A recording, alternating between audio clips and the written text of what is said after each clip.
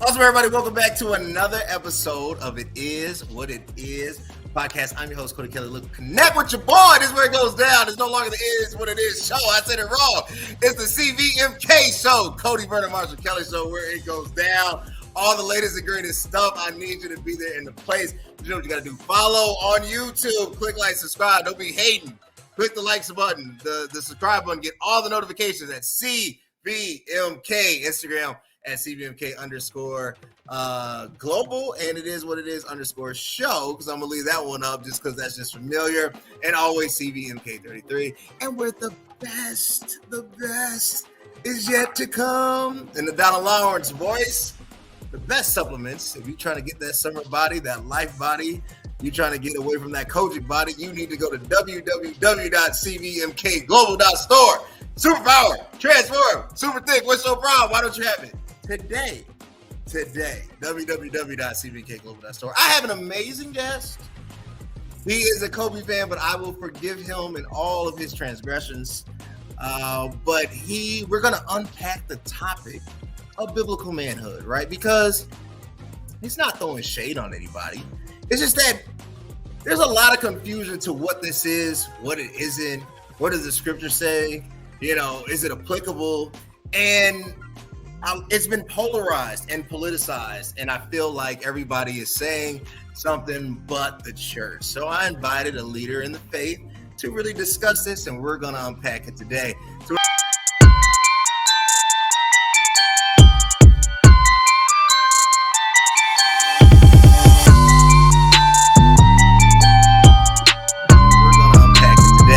with that being said, y'all, CVMK family, this ain't the TAM fam, but this is the CVMK family. Y'all welcome Pastor Naamon Williams. Pastor Williams, what's up, man? Yes, sir. How are you? I'm great. Glad to be on. Glad to have you on. Look, I'm super excited about this. As I was explaining to the audience earlier, you're one of the few pastors I vibe with.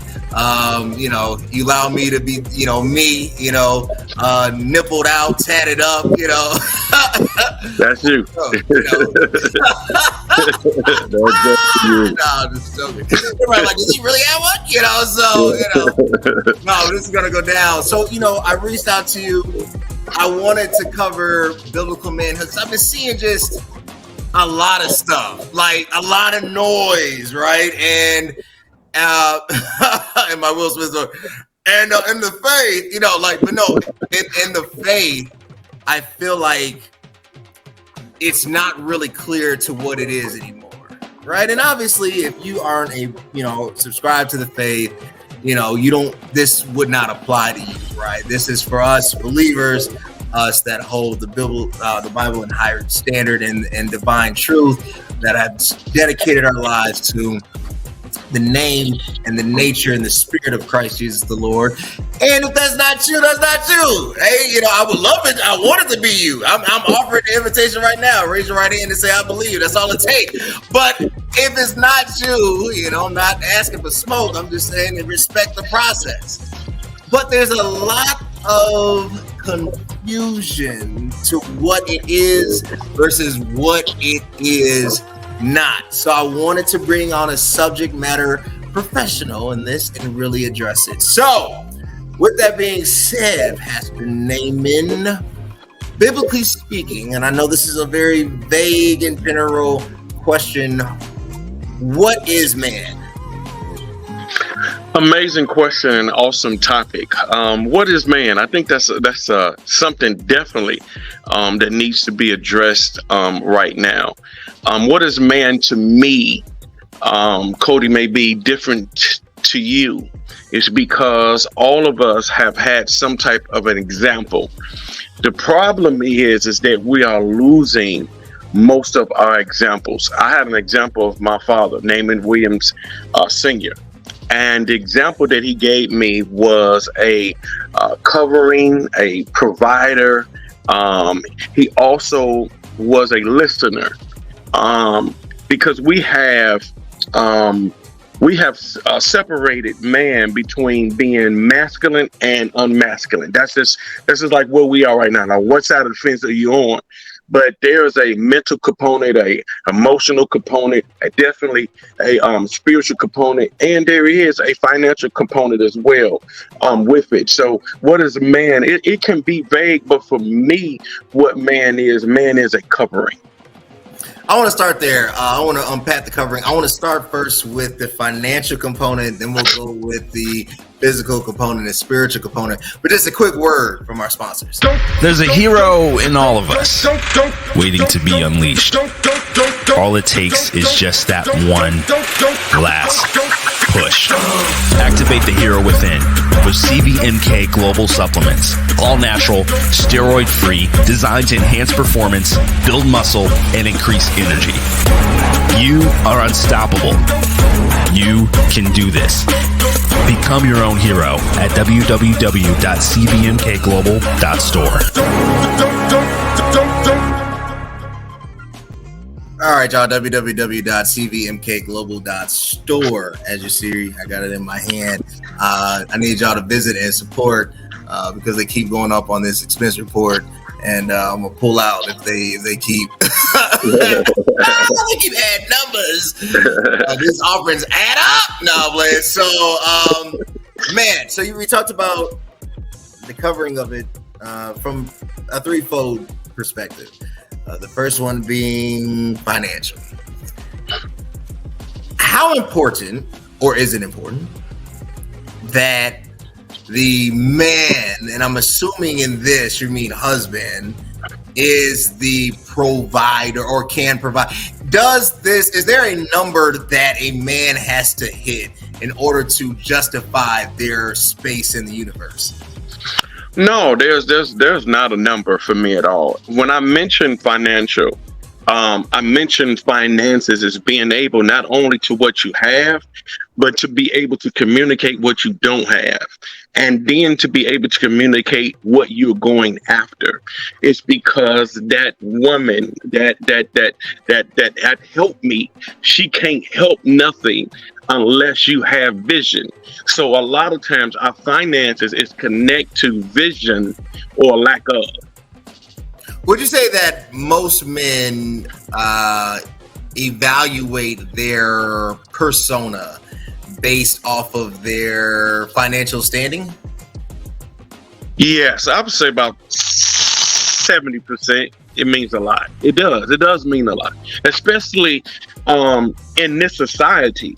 A society that is demonized, and especially African American men. So when you're an African American man and you don't really have nothing to bring to the table, you can be demonized, and it can get to you emotionally, definitely can get to you mentally, and now you're walking feeling like you're not worthy of even covering anybody. And I agree. I mean, obviously, I think, you want to be able to contribute and you want to be able to participate in, if by chance lead. I think, having the ability to say, I got it, the confidence that comes with that is what all would seek and desire. But you mentioned something, how we're viewed negatively if you cannot. Are relationships therefore genuine at all, right? Like if my value is only based off of my credit score and what I have in my, accounts, is it really love? Or can we honestly say that mankind's first responsibility is to find a mate that is financially within his reach? Great question. I'm gonna go biblically to you. When Adam and Eve, when God said, "Where art thou?" and knew that he knew where they were, but he was saying that you without covering anymore. First, Adam said, "I don't know what this foolish woman did. Hey, this ain't on me, God." But then manhood did kick in, and he covered Eve. And God said, "Okay, you covering her. Y'all just gonna have to pay." So what I'm saying is, Adam had to be at his lowest point of being a human being, period. But even in that, where he didn't have anything, naked, he still covered Eve after he thought about it. And we as men, many times, I don't think that we put the proper energy into really thinking about it. Is this right? How can I handle this? Or picking our battles. So in that, I would say Adam had nothing, but he still covered. That's true. I mean, he was just, I guess, fired from his, job. He got fired from naming everything. He got fired, and he still covered her. He did. Let me raise this. I watch a lot, and I try to keep an open mind. I mean, I listen to opinions from the left, from the right, from the middle, because I never want to live in an echo chamber. I always want to entertain the opposing thought, just so I don't start drinking the Kool-Aid and I can validate my own, belief. Absolutely. So I'm listening. The Griot, Ebony K. Williams. I should have had this clip up and running. Says this, and I might actually look for a while. Cool. And she's talking to Dr. Ayala Van Zandt, and she says, she talks about, as Black women, and they're achieving, and it's hard for them to find a mate. It's hard for them to find a man.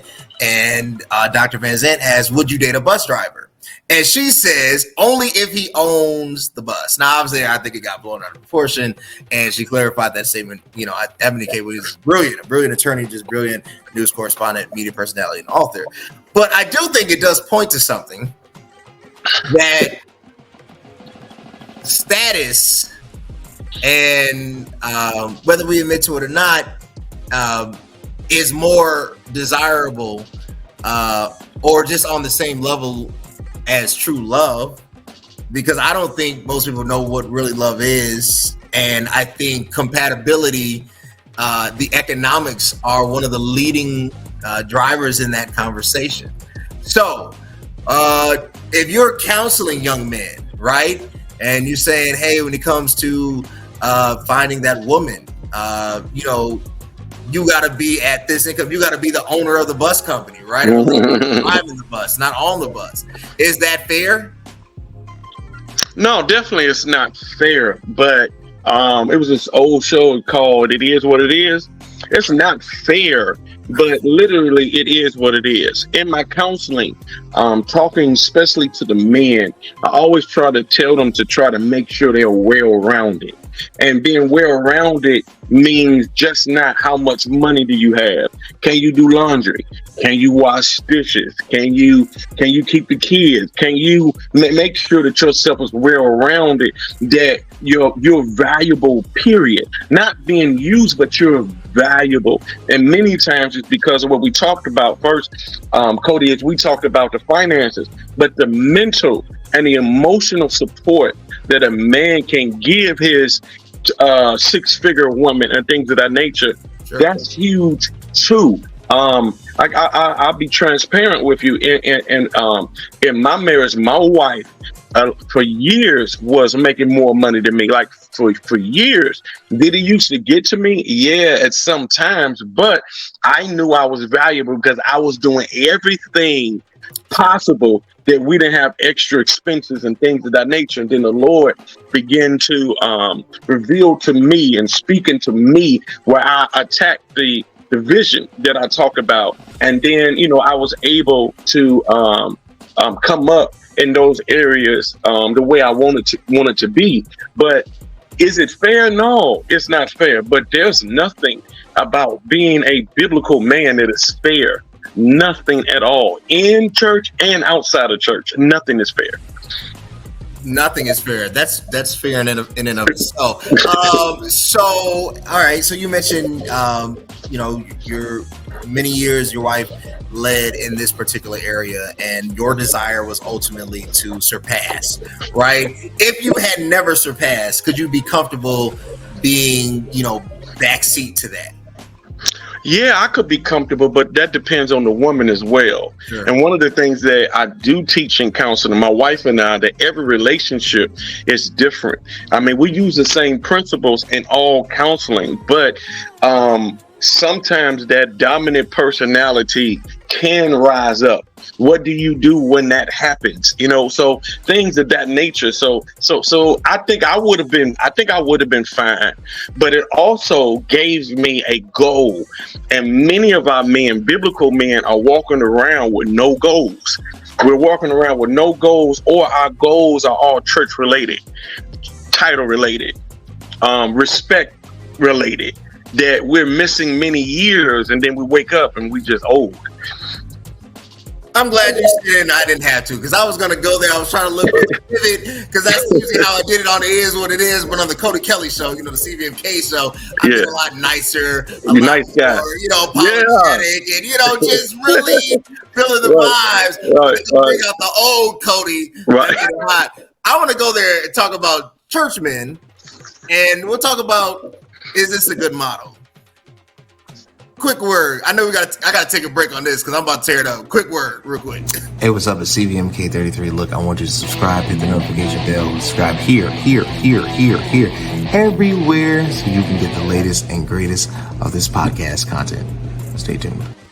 Yo, subscribe. Yo, so church, man, I would say, this is just me, not a shot at anyone, but an acknowledgement. If church men are the standard of malehood, I would say it's not a good model.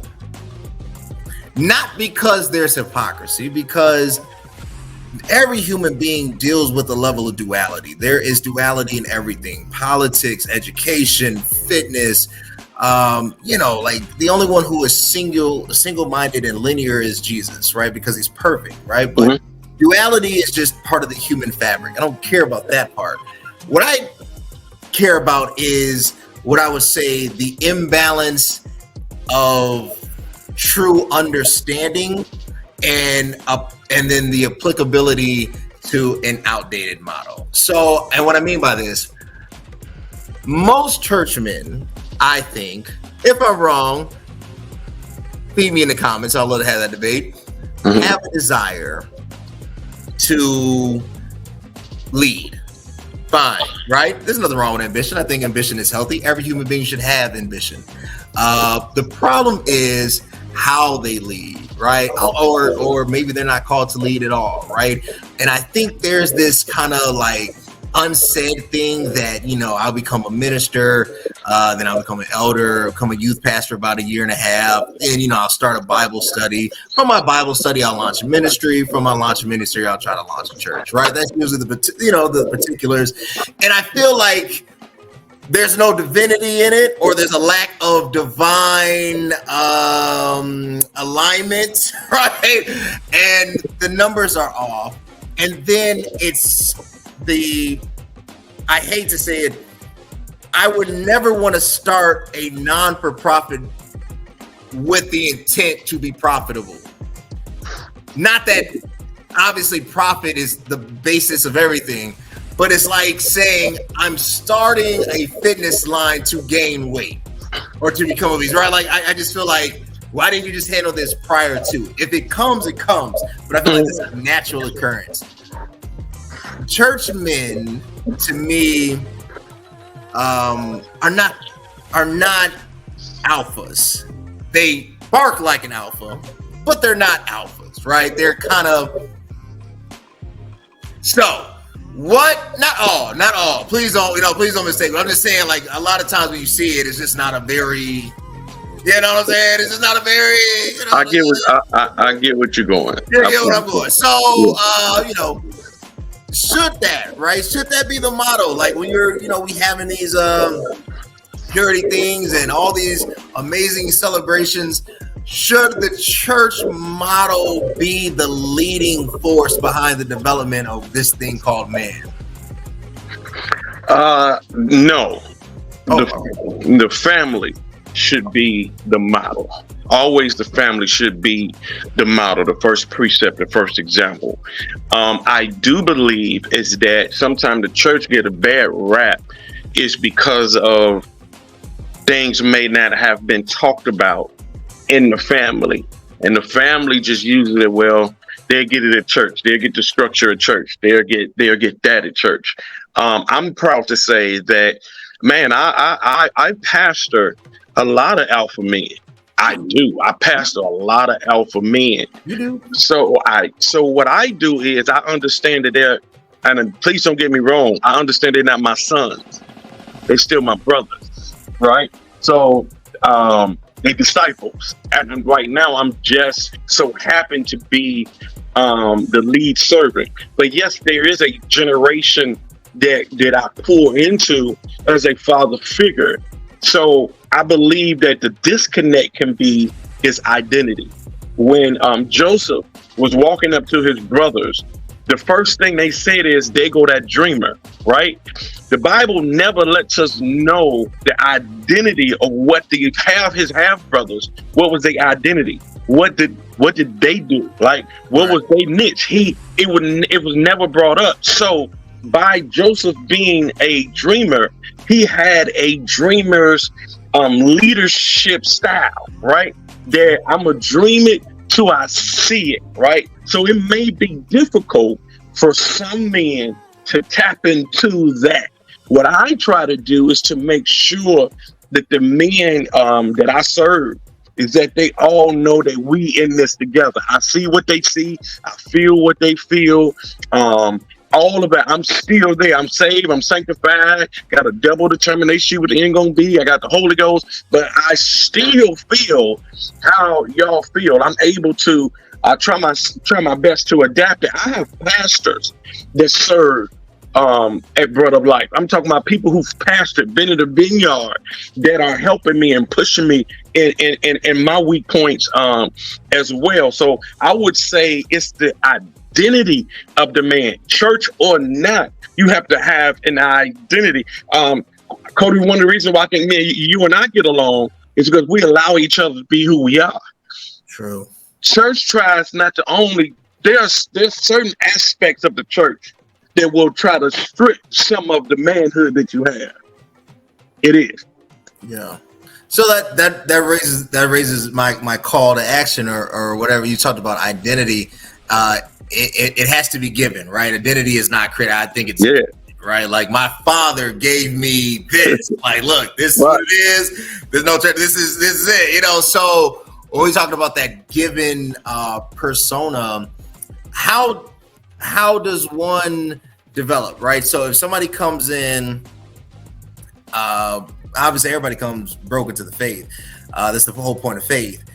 But they're seeking and they're trying to develop spiritually, right?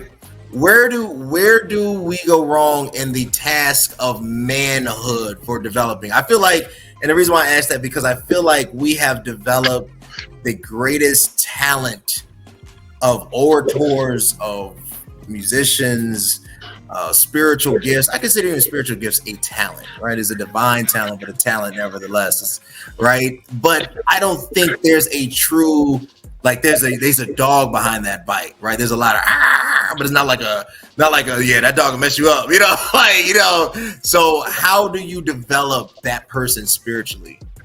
Great question. What I try to do as a covering is to identify what somebody does well. I'm a product of when you've had, I came from a church where they have the little baby up there singing and the baby is terrible and they're like, you did great. So I feel like we sending people off. We have the wrong people greeting. We just have positioned people in the wrong place. So what I try to do is try to identify is what a man does well and pump him up in that area.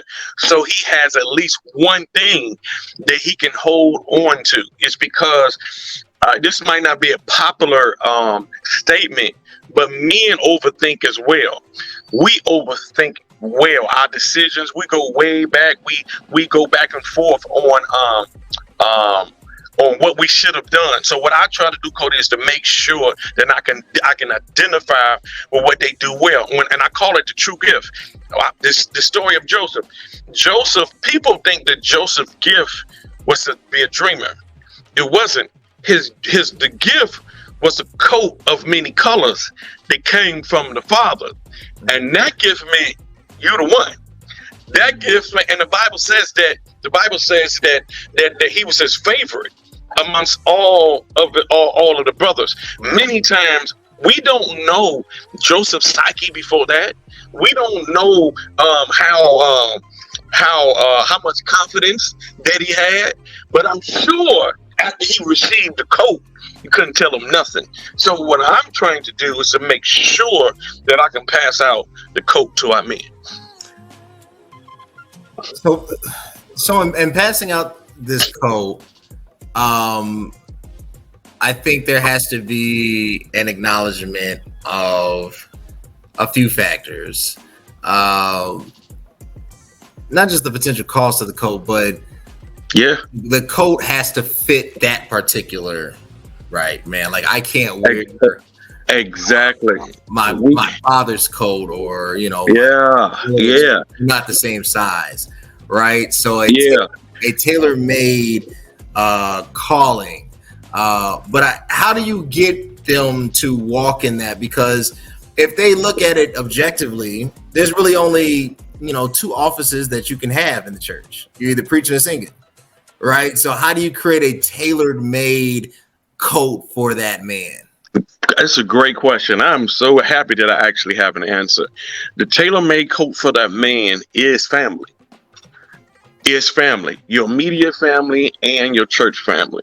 Now, the one thing the Brother Life is we are a family. We may not be all blood related, but we are a family. So what I'm saying is there are men that can speak to situations that's going on inside and outside of ministry better than me. It's because they have experienced it. And by us being a close-knit group, the Lord, I pray that the Lord continue to give me the ability to appoint people just to literally talk to one person. It's not appointing somebody to a title, but hey, bro, this guy's struggling in this particular area. I think there'll be a good time for you just to holler and just do your thing. And what I try to do is stay out of as much as I can and let gifts develop, because many times gifts, they don't develop. It's because we push people, or people may have this zealous nature of just I'm ready for it or whatever. But I tell them all the time, Cody, and I live by this. Sure. Sunday morning is easy for me. Monday through Saturday is a monster. Yeah, it is. It's a monster. So preaching and pastoring is two different things. So I'm not. If they ask me something, I got a rule of the church. You can ask me anything, but be ready for the answer. Because I will literally tell you. But through the being able to have conversations, Cody, like if every church should have, not going to say every church because I want to get that. I believe that all men should have a barbershop experience and be able to tap in and out of it when they need to, because the barbershop is where you can have your own opinion and you can stand on your opinion until your cut is over, and you can let everybody know in the shop that's how you feel. Some people like LeBron, some people like Cody. That is my opinion. So I believe that men's opinions have been cut down. Sometimes they get cut down in their own house. So we need to continue to create a space where men can breathe as well. Are there safe spaces left? So you hear a lot about toxic masculinity, and I do believe toxic masculinity is a real thing. I've seen it, right? I have witnessed, I won't say the worst of it, but I do believe in it, right? I believe in it, but I also think sometimes we mislabel it, right? We confuse, this as toxic when it's really not. It's just masculinity. I guess for me is, since nobody ever defines masculinity, right? Like we say it, and I think everybody has an image, but nobody really ever defines it. Define masculinity for me. For me, masculinity is mental first. It's because that's the biggest fight that I have as a man. Sure. It's what's going on in my mind. We never talk about it, because if we talk about what's going on in our mind, now we label it soft. Now we're not masculine. I don't care how many muscles that we have. Now we're soft. Prime example, and you know me, on the court, basketball court, I would try to identify the weakest person, not by their skill, but the person who would actually listen to me on whatever I was saying. So many times I would define being masculine is to be mentally stable, to know who you are and whose you are. And that statement right there is way more difficult than the way we label it, because, you know, when we're in church, we clap our hands or whatever. But what I try to do is to text our men at church. What up, bro? You good? We can talk about Jokic.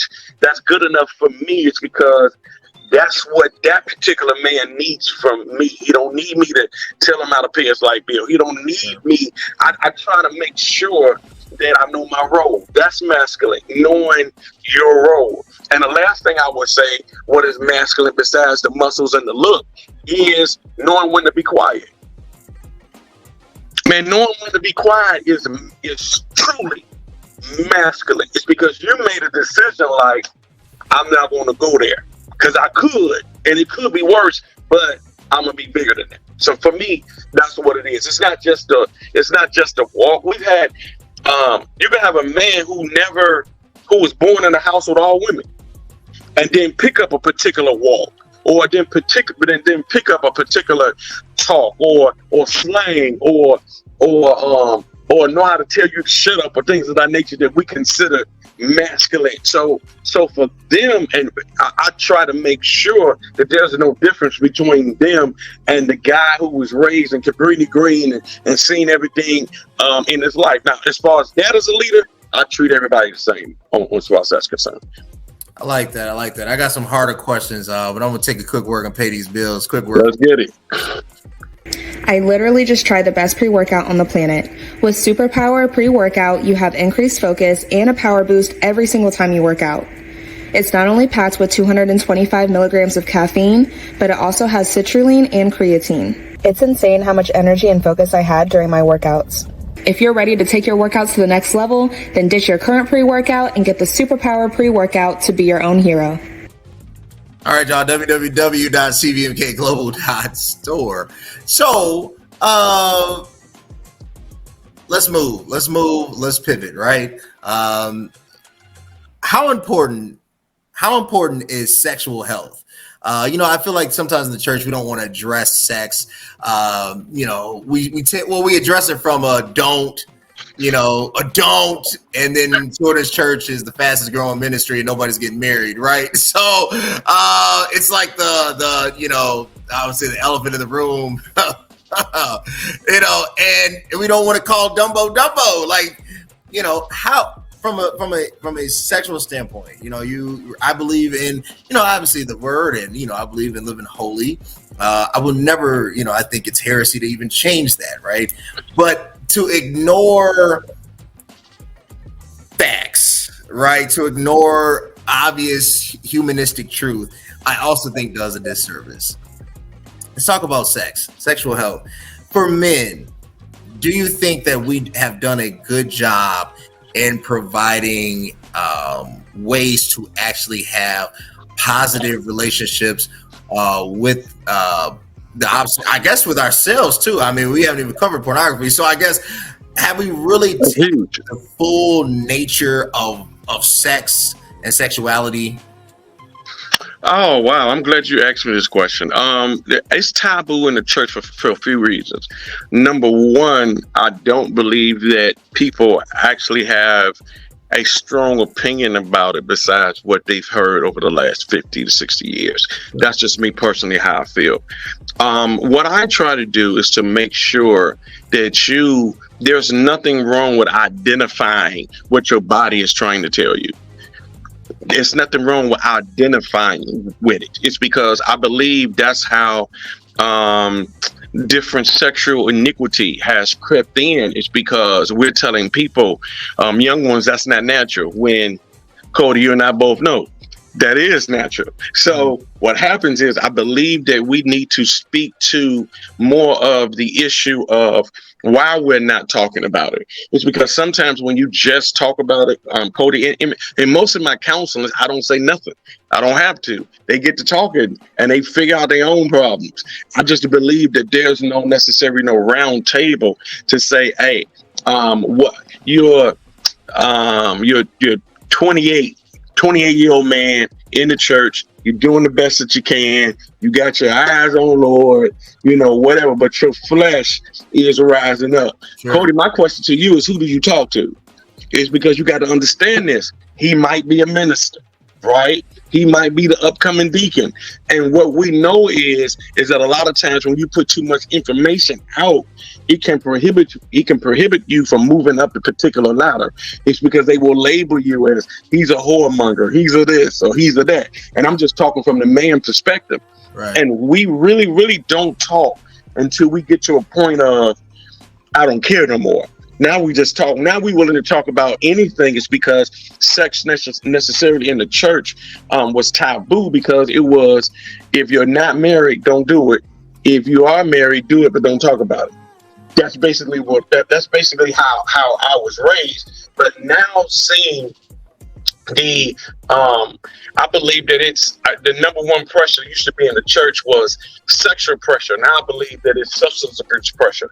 So like, for having that to fall down to flat number 2, I think we should be able to have some type of strategy to literally just talk around the table. Now, I will say this before you go.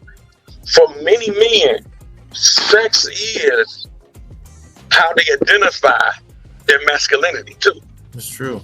Being tough, being strong, being the man, being daddy, being, what I'm saying, being all of that. And that's the only thing that they have to identify with being successful. And then we tell them, you can't do that. But we know emphatically in the back of our head, if they doing something, like I shouldn't have said that, right? Like, but they do it. I mean, I don't mean no, Cody. It's cool. It's cool with me. Yeah. It's cool. Yeah, I mean, I've said this, like, look, I get in trouble in our elders meeting, because I take the stance of, once you saved, you're saved, and that, obviously is not. COGIC is not a Pentecostal health doctrine, but it's definitely a justification by faith. I just take the word. I just take what Jesus said, and if you believe on Him, I believe you shall be saved. Anybody believes not shall be damned. That's what the scripture says, right? So I try to take it face value, and I understand the liturgical and theological evolution over time. And I understand that there are translation errors, right? Instead of shall not, the original Greek actually says will not. No, not should not. It says will not, right? Will not, yes. To keep the focus on the church, they moved it from should not, from shall not to should not, kind of creating this gap so you can be dependent upon, right? So I hold a belief that if I'm saved by grace through faith only, that's the only way I can be achieved. Mm-hmm. How can I lose something I don't earn? That doesn't give me right or license to forfeit it or to abuse it, because that's a matter of love and that's a matter of dedication. But I always say it like this: if I give Naamon a car, this Naamon's car, even if he crashes it, now he won't get to the destination, right? But the ownership I paid for, So that is very, that. But your car can be impounded as well, and I believe that. And I believe you don't pay the note. I can't believe that you're making me the COGIC guy, but I believe that. And I believe that if you don't pay the note, they can repossess it, right? Not only the note, but the tickets. Your car can be paid for, and it can be impounded and booted. And move it. You got to put oil in it. All of that. Right. So I don't forfeit the responsibility of the faith, is what I'm trying to say. I'm just saying that I don't think it is as easy as, oh my God, stop so when we talk about it, right? When we talk about sex, if we're not creating, if it's true that as you mentioned earlier, you need an economic base before you can entertain a relationship, because validation has to come through many different modes. That who you are is a layered experience that has to be manifested in some fashion. You can't get married with just I love you, you love me, and everything will work out, right? So if there's an economic base and we look at the economic factors, and we see kind of what the disruption is going, particularly in the African American community, when the projected income by 2050 is to be at 0, when Black women are the last demographic to get married and the first demographic to get divorced, we don't have an effective ministry. And if the first call, according to the word, is family, as you mentioned, we're not really creating a family, right? We're creating products. We have a lot of, but not a true nucleus of family, right? What do you say? So obviously, no, we're not throwing out the scripture, but how do we create that? Because, and this is where I think the manhood thing is, and this is where the anger is. If I can't depend upon the church to create that economic forum for me, and I got to go out there and get it myself, and I still have to deal with who I am as I'm getting it, right? Could you really expect me to maintain? Is that fair? Great question. Okay, so expectations is one thing, but is it doable? Yes. Is another thing. Yeah. Okay, so like where you put your expectations, it should be on you. Cody, I'm tremendously competitive. You really can't, if I do it, you really can't tell me you're going to beat me in it. And I'm 50 years old. Because the expectations in me is, as old as I am, I'm going to rise and make sure that I am comparable to what I said that I was going to do. Right. So it goes back to being masculine again, like to have to withstand. Remember, AC Green was out, and and AC Green was a 45-year-old virgin and things of that nature. Yeah. And I was like, at first I was sarcastic to him. I was, but then I was like, man, dude's strong. Yeah. Dude in the NBA. Dude can get it when he want. He got groupies on the bus. He on the bus with Magic. They wait. Come on, man. So how in the world? How in the world do you abstain? So, and again, precepts and examples. So it is possible. Sure. It is possible. So I want to make sure that we know, and the listeners know, that anything is possible with God. I don't think that we put enough emphasis on how hard it can be. It's because we just think coming to church, clapping our hands, it's going to speak to our flesh and things of that nature. Yeah, we need to do way better than that. But when we use this word in church all the time, and I hate it. I hate this word so much. But we use this word standard, right? We use this word standard. We gotta hold on to the standard. And all throughout the Bible, Cody, we always got to say, well, he was only talking to Israel, or he was only talking to the Egyptians, or in that time they only wore this, and in that time they only wore that. So when it comes down to being applicable to the Bible, what I try to do is what you're doing right now. If we have this question, I will sit up in front of all the men and their wives, and we can sit up here. No, not only the men and wives, the men and the women that are single, and we can have literally this conversation of abstaining. What does that mean? Because Cody, think about this. The way me and you are looking at this, right? They the winners. Yeah, y'all from seeing this. I get what you're saying. Right. I had to think about it. I was like, yeah. I was like, right, from seeing it, right? Yeah, true. Because there are pros and cons of being promiscuous. Oh, the pros are short term. Oh yeah, I would say so, if I know what I'm saying? So those conversations of you get pleasure, but it's short term. I would say what comes along with that? Will you be able to handle those emotional and mental ties that go with you that you're going to take into your marriage? Oh yeah, or financial if you produce something, there's all of that. But Cody, like when I'm saying what you're doing is good, just bringing up the subject because I very seldom get asked this outside of the church. Inside the church, I've heard you won't believe the type of questions I've heard in my church. So I'm used to this, so it's all good. Sure. No, I agree. I said if I had to do it all over again, I wish to God I was like the corniest dude on earth, and would never, because what I've learned, this is why I said it's so important to live holy. It's not that Jesus doesn't forgive you. It's that he will never take away humanity. So as C.L. Franklin said, the penalty of sin and the penalty for sin, right? The penalty of sin is removed. But, the activities, the memories, the comparison data, like all the other issues, and now you got to go to a therapist, work out. Right. But a bigger problem is porn. It's because porn is based upon thoughts. Right.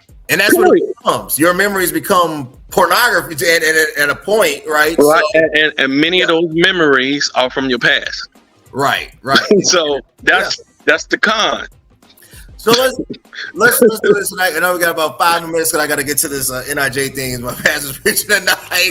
I'll definitely be there. Yeah, and I got to get there. So I want to hear that. So, how important, particularly, and it's something, and I do believe in the importance.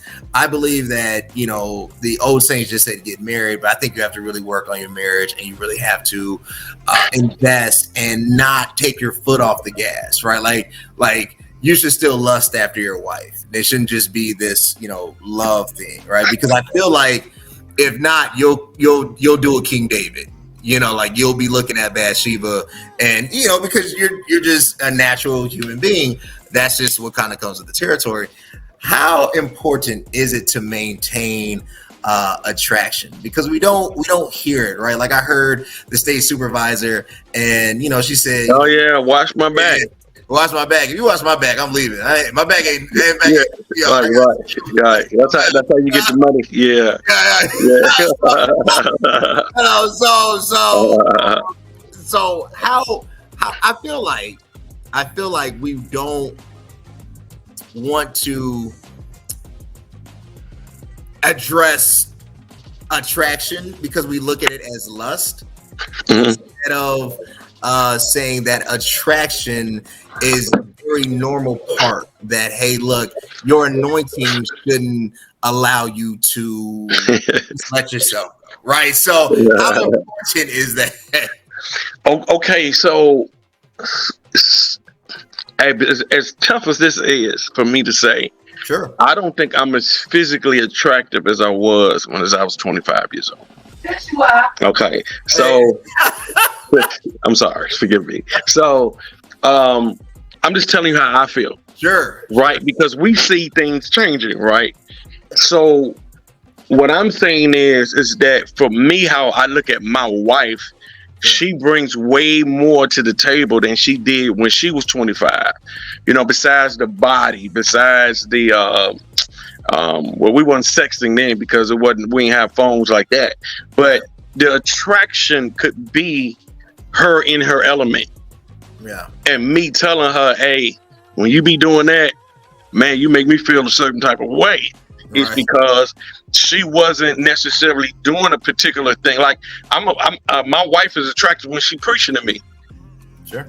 Like I'm like, go and finish this thing. You know what I'm saying? So, but she wasn't preaching when we first started dating. Right. So as we grow, the more that we take on and the more that we do, it's like, wow, man, that's really, really attractive to me. But Cody, you got to understand, the word attractive wasn't accepted in the church world either, right? It's like, you can't say, oh, I'm really, really, really, really attracted to you. We have to say, hey, is there an opportunity? Can I get to know you better? I'm asking you that. It's because you look really good to me. And that's taboo to say that, right? But as you say, Cody, certain things that we don't say. But yeah, you asked me, how do we keep the fire going type of questions. I'm going to tell you the number one thing that you can do is talk.